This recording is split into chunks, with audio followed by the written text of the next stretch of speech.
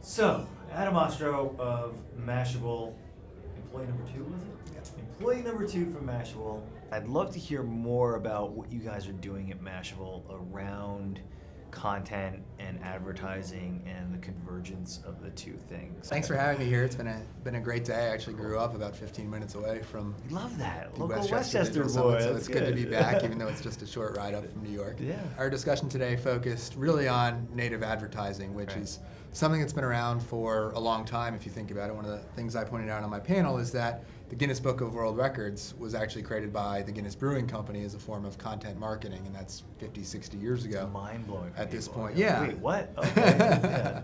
And I think if you kind of fast forward today, what's driven so much interest over the last few years has been really the adoption of mobile and social. If you look at mobile devices, at Mashable, it's now more than 50% of our traffic actually comes from people accessing our site on mobile devices. More than 50%.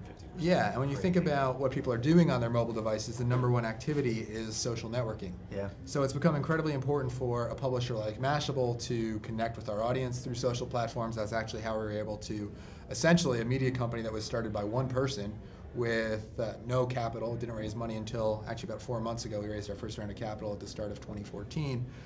And how many years was it in business before it raised its 8 years. 8 years, yeah. right? And the way we were able to do 8 that. years, yeah. and then raise the first round of capital. Exactly, and the way we were able to do that was, one, obviously working incredibly hard, but leveraging social distribution. So being one of the first media brands on Twitter, on Facebook, in more recent times on Pinterest, on Instagram. Right. We have more than 16 million followers now across all of our different social accounts. Unbelievable. And how many, what's the size of the staff currently? We're up to about 140 people right now. Okay. So now, I know I mentioned before we got on camera, and I have to address it because it drives me nuts, and I love it, and I'm addicted to it, and it has to do with the trending now, which you mentioned. It's called velocity for you guys. Talk to me about that. Is it algorithm based? Is it human being based? Is it a combination of both? Like, how are you guys determining? So Velocity is an analytics tool that we built ourselves. Started this process about almost 2 years ago at this point. We hired a bunch of people with data science background. We actually have someone now at Mashable that is an artificial intelligence guy. So that's really yeah, cool. not the typical types of people you would expect to work at a media company. Wow. But essentially, what got us started down this path is really in the early days, and when we were building Mashable, the way we found our stories was through constantly checking Twitter, constantly checking feeds, paying attention. and just intuition really in terms of knowing what our audience wants. But that can only scale so far, right? Yeah, sure. So what we started to think about is, are there ways that we can algorithmically determine stories with high viral potential? Right. So what we started to do about 2 years ago is build a platform we call Velocity, which essentially scours all of those sources that we've come to find as being incredibly viral, or places where viral content tends to break out, and analyze what are the stories that are about to be viral in the next 4 hours, next 8 hours, next day, and start to make predictions about their shareability. Right. So how that works today is our editorial team has a Velocity dashboard that they use, which informs them what stories may be of interest to cover. But then we also use Velocity on our own content. So if you go to the Mashable homepage today, we actually organize stories primarily based on Velocity. So the most viral stories are the ones that are emphasized most on the page.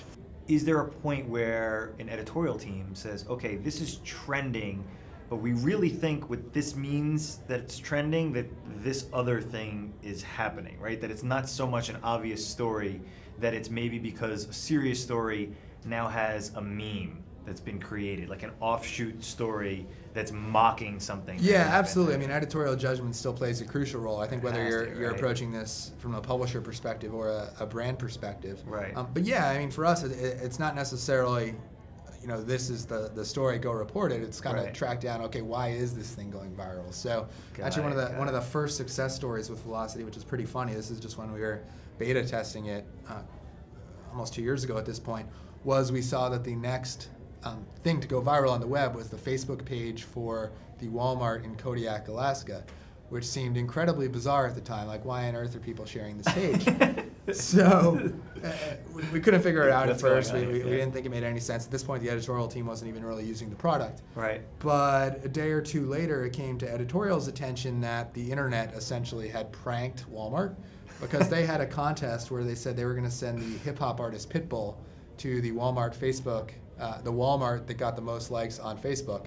And as a way of pranking Pitbull, people grouped up on places like Reddit and 4chan and said, hey, Walmart has this contest, go like this page. That's incredible. So there has to be, I guess, so the lesson there is that the internet, while doesn't like Pitbull. It's not, yeah, that's the lesson. That's it. Next topic. That's it.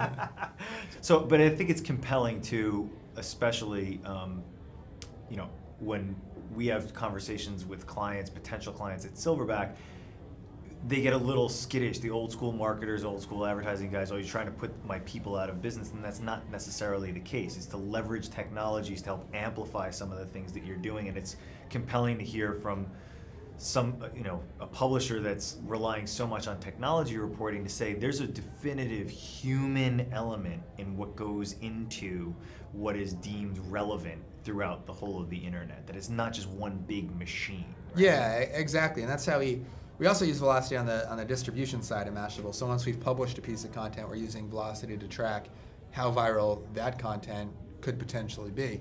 Huh. And that informs what we end up posting to Twitter, what we end up posting to Facebook, and at times what we end up putting additional paid media dollars behind in terms of promoting and amplifying the content. But it's also very important with that we do have a human that is the kind of the gatekeeper, sure, right? Because you might see a story like, famous person dies or something like that. Yeah. You don't want to be the brand that's out there trying to exploit that, right? You don't want to put paid marketing behind a tragedy. So there's always going to be the importance for that human aspect, and technology is really just something that makes it's an empowering tool. Sure. And just makes the whole process of creating and distributing content much more efficient. How do you reconcile that? Do you ever find yourself throwing your weight around a little bit and saying, listen, I'm the number 2 employee. I know it says it's trending. We're not touching that. Like, it's not going to happen. This is really what's going to happen. And it's even before the internet decides that it's something that's really compelling. We're going to write about this thing. Oh, yeah. I mean, original reporting still plays a very big role at Mashable. I mean, we just hired, about 6 months ago, our new executive editor comes from the New York Times. And he's made some tremendous hires on the editorial team. We actually just announced this week our new global news editor. We hired an entertainment editor, Josh Dickey, who actually broke the news that Stephen Colbert was going to be David Letterman's replacement. Wow. So original reporting still plays a very big role in what we do, and Velocity is really just a tool for, again, empowering the staff in terms of, like, these are things that may be important hours from now. Do you find that there's a sense of, obviously I am the demo, right? I'm in it, I'm living it, I'm breathing it, I love the content that you guys provide. Do you find that there's potential for almost like a banner burnout for the Velocity notifications, where people are just like, yeah, I get it, it's trending, I'm not clicking on it when you're providing that information to people? Do you get like an uptick when you're saying that it's Velocity, or like? Yeah, and that's another thing that analytics can help you solve, right? If you notice that, for instance, people are unsubscribing from Velocity alerts, and alerts are something we have in our Android app, and we also have alerts via email. Yeah. And even via Google Glass, actually, if you're very cool. If you're on Google Glass. Cool. But that's kind of one of those analytics challenges, right? If we find that we have 5 Velocity alerts go out in a day, and all of a sudden we had a bunch of unsubscribes, that's an indication to us that, okay, maybe we need to make the threshold for what constitutes an alert a little bit higher. Right. I love it. Absolutely fascinating stuff, hugely compelling, definitively at the tip of the spear for all things tech. Thank you for being here. Yeah, thank you. Really appreciate it, man. Thanks very much.